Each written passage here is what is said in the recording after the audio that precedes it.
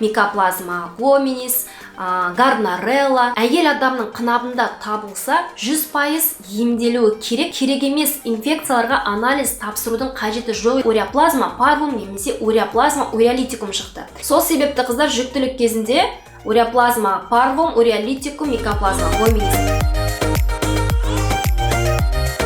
Сәлем қыздар, сіздермен бүгін мен дәрігер-гинеколог Жанар Ержан. Бүгінгі видеода қыздар ең жиі келетін сұрақтардың бірі уреаплазма инфекциясы туралы айтып бергім келеді сіздерге.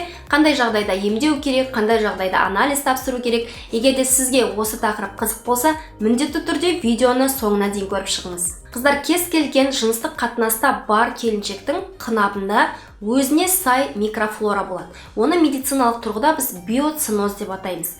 Яғни кез келген жыныстық қатынаспен өмір сүретін келіншектің қынабында жақсы бактериялар болады. Оны лактобактерий немесе палочки дедерлейна деп атайды. Қыздар, бұл лактобактериялар біздің қынабымыздың ішінде арнайы климатты сақтап отыру арқылы, арнайы қышқылдықты сақтап отыру арқылы бізді кез келген сырттан келетін инфекциялардан қорғап отырады.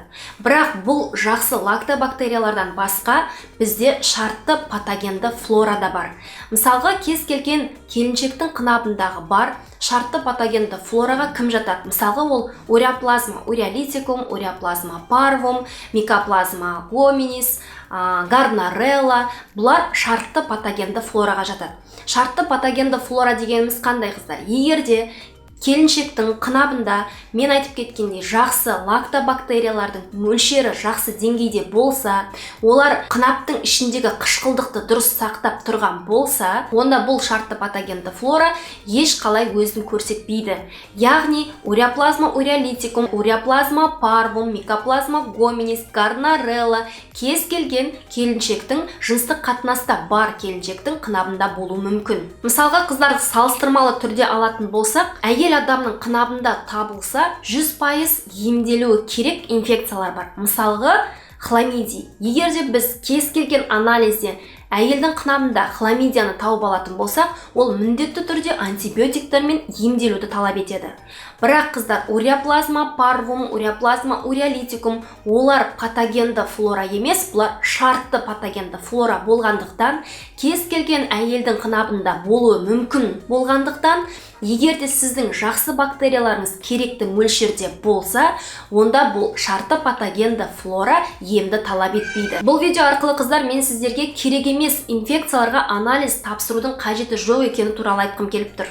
Мысалға, сіз жүктілікке дайындалып жүрсіз, немесе күйеуге шығайын деп жатырсыз, немесе сізде замерший болды, выкидыш болды, одан кейін сіз тексерілгіңіз келеді.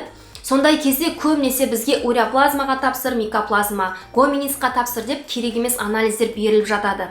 Шартты патогенді флора, қыздар, сіздің бала көтере алмауыңызға, сізде түсіктің болуына, замерша беременность болуына, немесе сізде қандай да бір проблемалар болуына алып келмейді. Сондықтан бөлек, қыздар, бұл инфекцияларға анализ тапсырудың қажеті жоқ.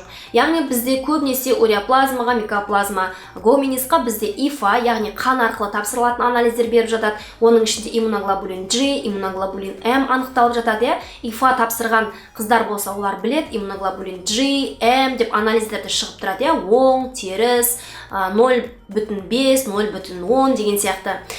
Уреаплазма уреолитикумға, уреаплазма парвум, микоплазма гоминисқа, қыздар, ешқашан біз бөлек ПЦР анализ, яғни қынаптан мазок, ПЦР, полимеразды цепная реакция тапсырмаймыз. ИФА қан арқылы анализ тоже тапсырмаймыз. Бірақ мысалы, қыздар, сіз жүктілікке дайындалып жүрсіз, сіз лабораторияға келдіңіз, мен инфекцияларға анализ тапсырайын деп едім дедіңіз. Мысалы, және де сізге комплекс берді. Оның ішінде 10 инфекция бар. Оның ішінде хламидия да бар, гарнарелла да бар, уреаплазма да бар, микоплазма да бар.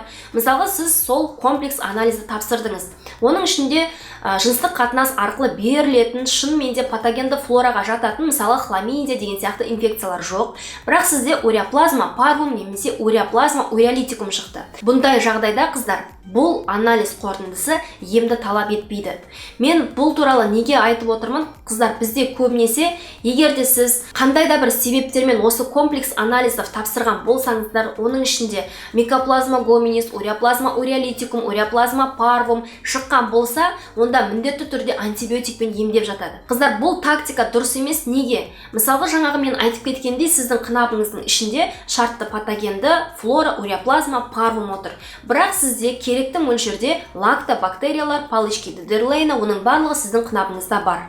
Яғни олар жақсы жұмыс жасап тұр. Сол себепті уреаплазма парвум, уреаплазма уреолитикум өздерін ешқалай көрсетпейді. Егер де сіз осы бір уреаплазманы тауып алдым, енді бұны емдеймін деп антибиотик свечи қынапқа қоятын болсаңыз, немесе антибиотикті қабылдайтын болсаңыз ішіңізге, сіз бұл уреаплазмадан басқа өзіңіздің жақсы лактобактерияларыңызды, егер де сіз таблеткасын ішетін болсаңыз, асқазаныңыздағы, ішек жолдарындағы өзіңіздің керекті жақсы бактерияларыңыздың барлығын өлтіріп тастайсыз. Қынаптағы лактобактерияларды өлтіріп тастайсыз. Егер де сіз өзіңіздің жақсы керек бактерияларыңызды өлтіріп тастайтын болсаңыз антибиотикпен, онда сіздің ас қорыту жүйесінде де, қынабыңызда да, жыныстық жолдарда да түрлі проблемалар басталады. Өйткені қыздар, біздің асқазанымыздағы, ішек жолдарындағы, біздің қынабымыздағы керекті жақсы бактериялар, олар біздің ағзамызды басқа инфекциядан қорғауға көмектеседі. Егер де сіз осы антибиотикті қабылдап, сол флораны өлтіріп тастайтын болсаңыз, онда сіз кез келген инфекцияға бейім боласыз. Егер де қыздар, осы видеода айтылған ақпаратты қорытындылайтын болсақ, уреаплазма парвум, уреаплазма уреолитикум, микоплазма гоминис деген инфекцияларға ешқашан бөлек ИФА немесе ПЦР анализін тапсырмаймыз. Өйткені бұл инфекциялар сізде бедеуліктің болуына, түсіктің болуына, бала көтере алмауыңызға ешқандай әсер етпейді. Егер де сіз қандай да бір жағдайлармен общий комплекс анализдердің ішінде, инфекциялардың ішінде, мысалы хламидияға, гонококқа тапсырып жаттыңыз, соның ішінде сізде случайно уреаплазма парвум, уреаплазма уреолитикум немесе микоплазма гоминис сізде шығатын болса, бұндай жағдай емді талап етпейді. Жүкті келіншектерге қатысты айтып кететін қыздар, уреаплазма уреолитикум, уреаплазма парвум, микоплазма гоминис сіздің ішіңіздегі баланың қандай да бір туа біткен ақауларына алып келмейді. Сол себепті қыздар, жүктілік кезінде уреаплазма парвум, уреолитикум, микоплазма гоминисқа бөлек анализ тапсырмаймыз. Және де басқа тапсырылған комплекс анализдердің ішінде вдруг бұлар оң болып шығып жатса, бұлар емді талап етпейді. Қыздар, бүгінгі видеодан алған ақпараттарыңыз сізге керек емес анализдерді тапсырмау үшін, керек емес антибиотик дәрілерді ішпеу үшін көмектеседі, сіздерге пайдалы болды деп ойлаймын. Егер де видео ұнаса, лайк қойып, каналға тіркелуді ұмытпаңыздар. Әдеттегідей өзімнің Instagram, Telegram парақшама сілтемені видеоның астына тастап кетемін. Келесі видеоларда кездескенше сау болыңыздар.